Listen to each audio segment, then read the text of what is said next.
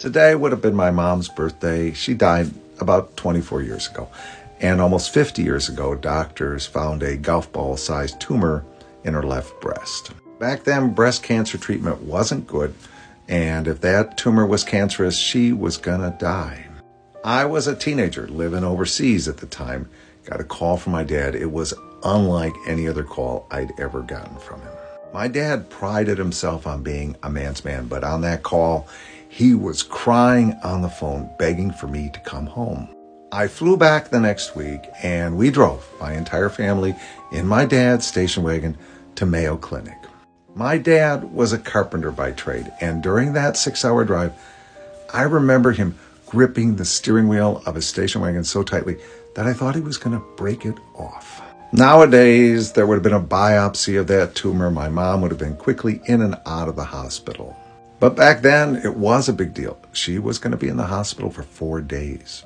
And once my mom checked into the hospital, my dad was like a biblical character, shouting out in anguish at the potential loss of his wife. The day of the surgery to remove the tumor, my mom said, "I need to talk to Stula." That was my family nickname, Stula. I stood next to my mom and she said to me, "Stula, every family needs a rock. I'm the rock, and if I die, your father, your brother, they aren't the rock. You have to be the rock. You have to take care of them. Promise me you'll take care of them." I'm only 17 years old, but I know what this means. It means I'm going to have to sacrifice part of my life for my brother and father for the rest of my days. I promised my mom I'm going to take care of my brother and father.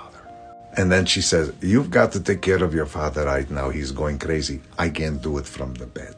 I spent the next 2 days hanging with my father, just trying to keep him from going bonkers. And when the results came back and they were negative, my father was so relieved.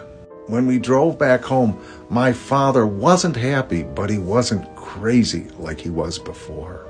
And I realized something that day. My father had never taken my mom for granted, but I had taken the love they had for each other for granted.